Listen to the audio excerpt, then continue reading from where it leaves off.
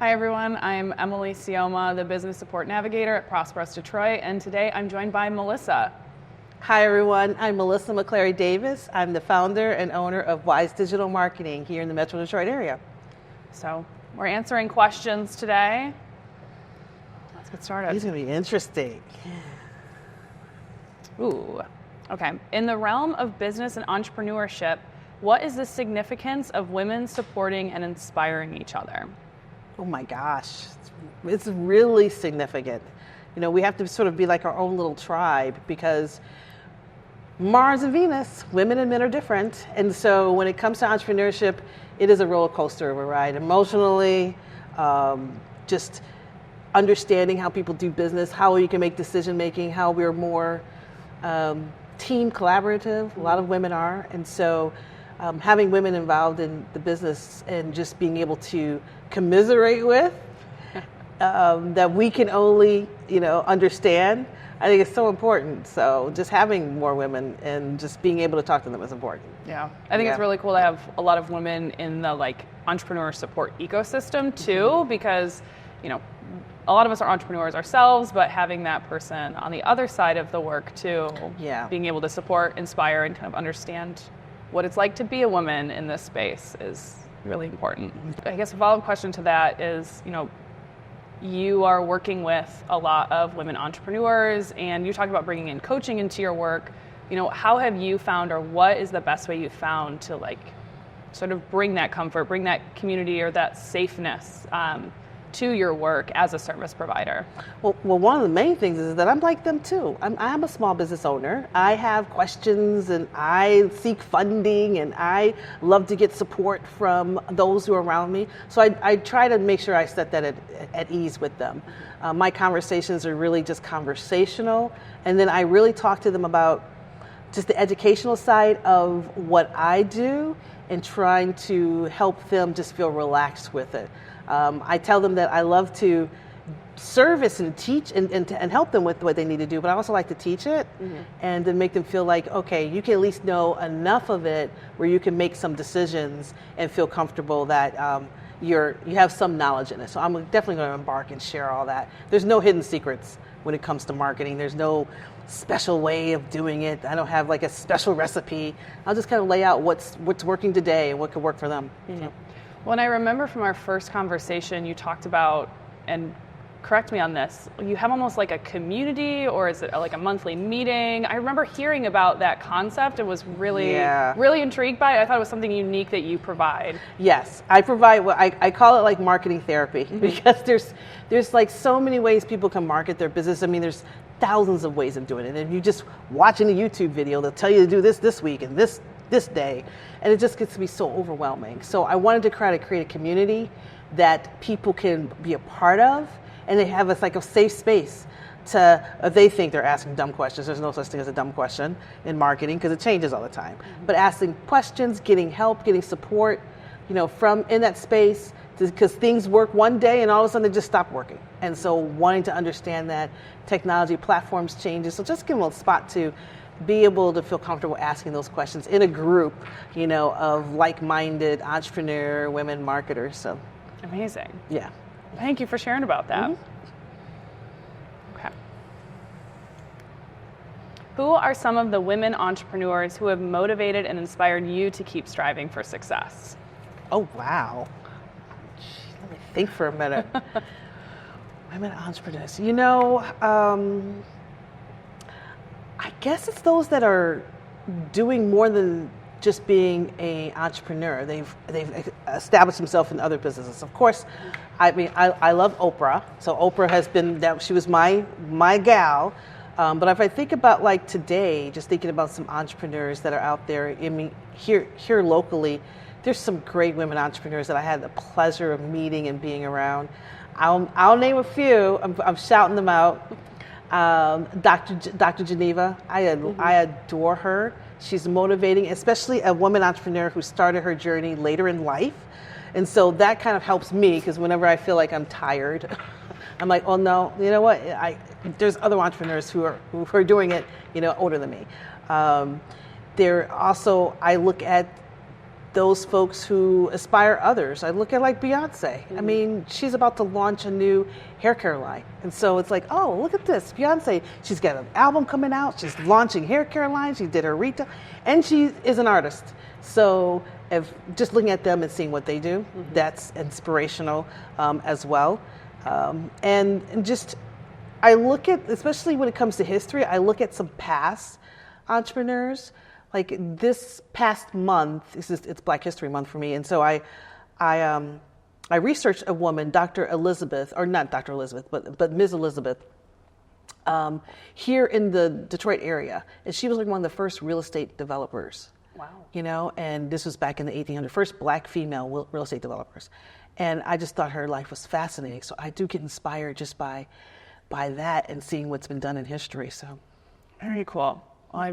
That's just really cool to hear all of the like different areas, especially because, you know, women are so multifaceted in terms of like you can have a hair care, think about Beyonce, you can have a hair care line and an album, or Oprah, you can have a TV show and a magazine, and you can do so many different things. And do you see yourself doing other ventures other than marketing? Do you already have ventures that are other than marketing? You know, it's funny.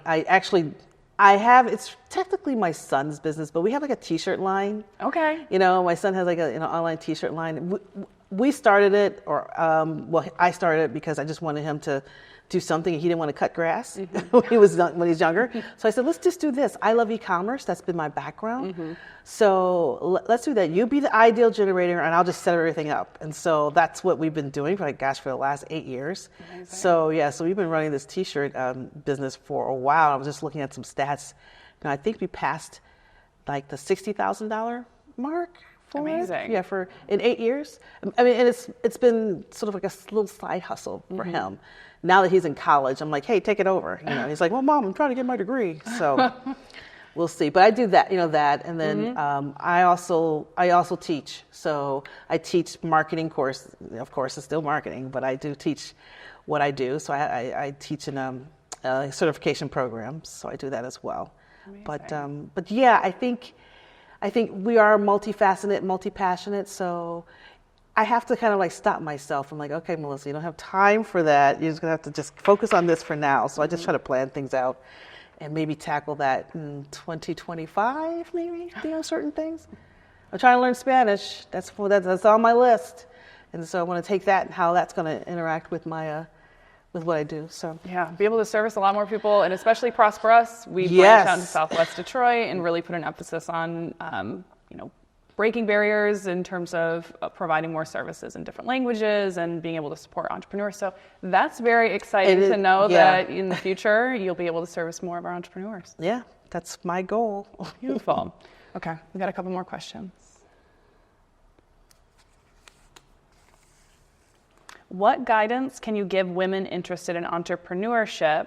And the follow-up questions: what skills, knowledge, and qualities are essential for success? What challenges may they face, and how can they overcome them? So maybe we'll break this down into a couple because it was very long. Yeah. What guidance can you give to women who are interested in entrepreneurship? And like what skills, qualities, and knowledge do you think are the most essential for success? Definitely. Guidance. I think one of the biggest things is those who want to start a business, they got to love it. They got to be passionate about it. But not necessarily, you don't have to be like super passionate about it. I don't think people want to be passionate about making widgets but you have to kind of love the idea of doing business and knowing what to do from a project standpoint. So that's first and foremost. You have to enjoy that. You have to also live with a bit of ambiguity and be comfortable with it, with ambiguity, more than maybe in previous projects and ventures. I think definitely you need to understand it's going to be an emotional roller coaster. And, you look at some of those wonderful best case scenarios of somebody in your industry and like, oh, I want to be just like them. And like, hey, you may or may not make it in the time frame. So just be prepared for that. I think also just the realities of a business. There are going to be areas that you're going to hate doing, but you're going to have to do it anyway. It's just part of being in the business. And just work really hard, and early enough and try to do it as successful enough so that way those parts that you hate, you can at least give them to somebody else when you grow your business. So for sure. I was going to say, I know a lot of people really aren't into like the accounting and bookkeeping, and where our TA comes in is like, we can support you for a little while, and then hopefully it's going to be generating enough revenue that you can start to continue, like as you grow your business, prioritize getting some of those things off your plate so you can focus on the things you do like to do. And exactly. And being that solo entrepreneur, as you said you started, it really is, you have to wear all the hats all at once. And it's really hard to learn how to be a professional, well, for you, a professional marketer. Wasn't the challenge, that is what you do, but doing marketing, doing sales, doing your back end, web design, accounting, bookkeeping, things like that. Trying to balance all of it, I know is it's a lot. There's the to-do list never stops, and so you have to kind of create your own boundaries and figure things out, and then things that you really don't like doing, do it so you know what you're doing, and then be able to pass it on to somebody else to help you with it. Yeah, amazing. Yeah. Okay, well there was one last question on this one too. It's about, well, I guess maybe you kind of answered this, but maybe you can elaborate more. What challenges may they face and how can they overcome them in terms of being an entrepreneur? Yeah, I think, let's take your accounting example. That's like a challenge for a lot of people, and a lot of entrepreneurs, understanding accounting. The only way you can overcome it is just go through it and really find someone that can explain it to you as clear as possible and just learn to get knowledge about it, and then from there it's like, okay, I got it, and just move on. It's like taking like medicine, everybody had you got to take it. Everybody had to take that one Weeder course in college or that one class that they couldn't stand. You just had to like get through it, and then once you get through it, at least you have a good understanding of it. That way, when you do bring somebody in or when you do have it set up, you can. It's easier for it, but you're just going to have to go through it. You're going to have to take your medicine, Well, so you've been in business long enough to have a team. How long have you been running your business, and when do you feel like you really hit that stride of being able to outsource, hire in a team, or have other people do the things that maybe you didn't love doing? Well, the interesting thing is, before I leaped into my business, I was a manager and a VP so I had teams. So when I started becoming an entrepreneur, I was like, what? Wait a minute, I gotta do all this? What? I'm like, whoa, we're gonna have to change this really quick. So I was eagerly looking for someone, looking for teams. So I've been in business for going on 5 years now, and I established having a team within that first year. I just knew I couldn't do everything, nor did I want it to, and I really wanted to. The reason why I got into being my own boss is not to like work a 9 to 5 and work 80 hours a week. I mean, you can go get a job for that. I want to be able to work when I want to work, but definitely establish a team to kind of move my goals ahead. And so, I had a team. At least I had 2 people on my team that first 12 months, and now I'm up to about, given the project, 8 to 10. So that's amazing. Yeah. Especially, everyone has a different path, whether or not it's on somebody's path to have a team right away, but to find that priority of, you didn't want to be doing it all yourself, and you found a way to make it so you could get a team, you could hire out. And I think it just how people want to prioritize, how people can prioritize, depending on the stage and the scale of their business. It looks different for everyone, but amazing that you were able to hire on a team so quickly, and now 5 years later, having up to 10 people on a project. Yeah. Well, we've got one last written question. What are 5 rewarding lessons you've learned in your journey as a woman in the world of entrepreneurship? Ooh, 5 lessons. All right, let's see. Well, lesson number 1, embrace the womanhood. I think, especially in my generation, what we've been taught is like, all right, to be a manager, you have to do it, a certain way, and it's a very male-dominated field. And no, there's so many great businesses out there that are run by women that are successful because it's run by women. So embrace that. And so that's one of the things I wanted to make sure. Marketing is a very creative art and science field, so I wanted to showcase that and showcase from a woman's perspective. So embracing your womanhood is one thing. And what were some of the other questions? The other 5 lessons, right? Five lessons. 5 lessons. I think I grabbed the wrong one. The second lesson is hire before. One is definitely hire somebody before you really need it. And if you're asking yourself, man, I really need somebody to do that, it's too late. So you really need to plan out what you want to do for your business and hire that person before. And when I mean hire, you don't necessarily need to put them on the books as an employee, but you could bring somebody in from a temp standpoint, sort of a temp to perm and help them learn a contract level, but definitely before you really need them. You got to do that. So that's lesson number 2. Lesson number 3, planning is important. Planning for your business, and how to plan is even more critical, and how not to either overplan or think of it from a long-term standpoint. Some people think like, this is what I want to do in 2024. And I'm like, oh, that's great, but no, let's break it down. What are you going to do in Q1? What are you going to do in Q2?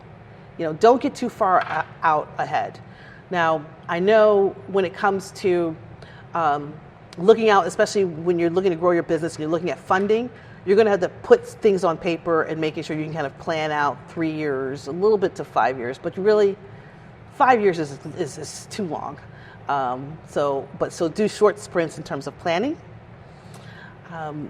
Definitely, if you can, make sure that you have adequate cash flow for your business, and make sure that whatever you're doing, your product or your service, you've proven it out that it is viable and it can grow. Maybe you haven't grown yet, but you've proven out you have customers, you have people who are interested in what you offer with that business, and then from there, grow your business. If you just have an idea and you want to start a business, you have to prove it out by getting customers. And then it's not your family, it's not your best roommates, it's really getting somebody who doesn't know you who bought your business. So that's lesson number 4.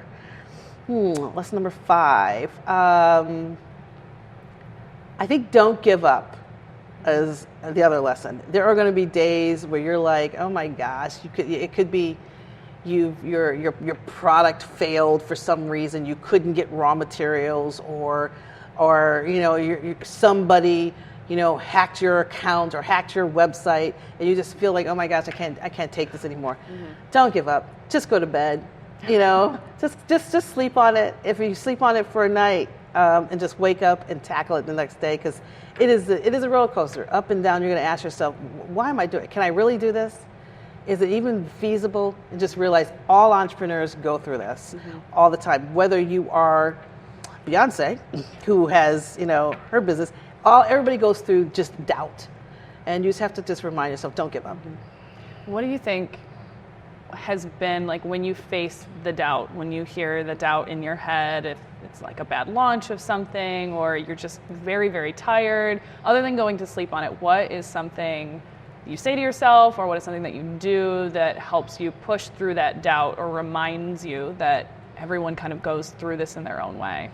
I think the main thing is just have a community of business buddies that you have that know where you are. They're maybe in the same situation, a totally different business, but you can just kind of call them up and I'm having one of those moments. I'm having a character building moment. Can we just talk for 15 minutes? Let me just rant. And just having a resource of a community of whether it's more women entrepreneur, but somebody who who understands where you're coming from. I'm the only entrepreneur. I have 4 sisters. I'm the only one who's technically an entrepreneur. So it's my sisters are the last people I call, because they'll just tell me, all right, just quit this, go get a job in corporate. So I always talk to my business buddies about, all right, here's what I'm going through, and can you get me to this next 15 minutes? And so having a collective community is important. Because I can speak to the logistics of it, but maybe a question for you. How have you seen that the technical assistance grants that we offer to entrepreneurs, you've worked with the entrepreneurs who've received those for your services. What do you feel the impact has been that you've seen from those entrepreneurs receiving the grants? Oh, I think the one of the biggest impact is that they feel very comfortable and confident in their business. When they have somebody who's coming in as their technical expert who are going to help confirm, like, oh yeah, this business is fine. The confidence is one thing, and I can see that growing in that.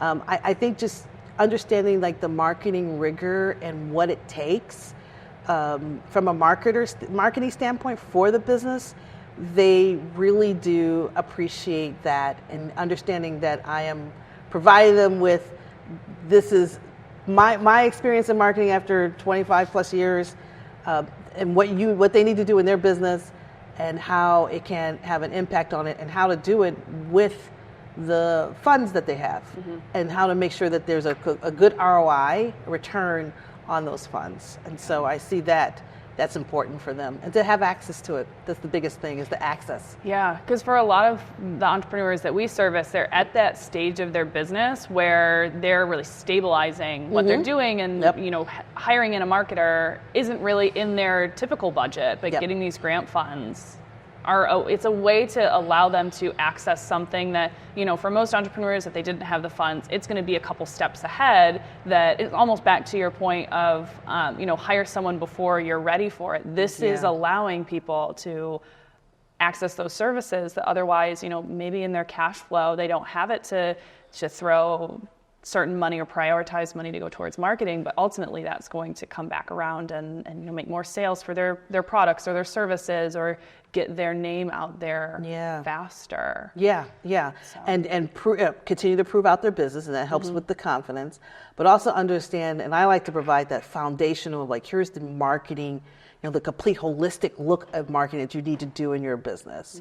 And then it's a matter of priority, and then giving them an idea, like, here's what's going to cost in the future for you as the entrepreneur, and here are some rule of thumb in terms of how we're going to benchmark this. But understand where the marketing role in the business. It's something that I meet a lot of entrepreneurs who are like, oh, I hate marketing, and I'm like, oh, that wounds me. But they know it's necessary to kind of grow your business. Every business has to have it, and so this is such a great opportunity for them to test the waters in it, to get some baseline information, so that way when they are continuing to grow, they know, here's my baseline, now I can take it to the next level. Well, yeah, your TA is, coaching focused, or this coaching approach that really ProsperUs tries to do in a lot of our work, but it's knowing that, our funds can only go so far, our support can only go so far. How do we support these entrepreneurs to equip them with, like you said, that foundational education, that foundational knowledge of how to do certain things? Maybe they have to grit their teeth and bear it through learning it, but they have something that they can carry with them, leaving either a training program or, leaving the technical assistance service provider after their grant is completed.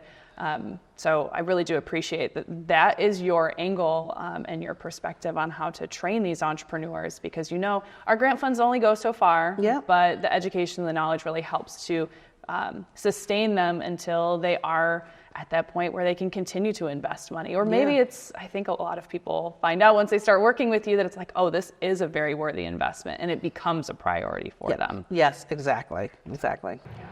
Amazing. Well, thank you so much for sharing all of your knowledge. I'm, as an entrepreneur myself, learning a lot from you and working with you to help the entrepreneurs through ProsperUs Detroit. It's been wonderful to have this conversation, and hopefully people will learn some of your tips and tricks so they can, continue to run their business, and especially if they're feeling any doubt or feeling tired doing what they do, they keep pushing. So thank you again. I really appreciate it. Oh, you're more than welcome. I'm so happy to be able to do this for ProsperUs Detroit. Yeah.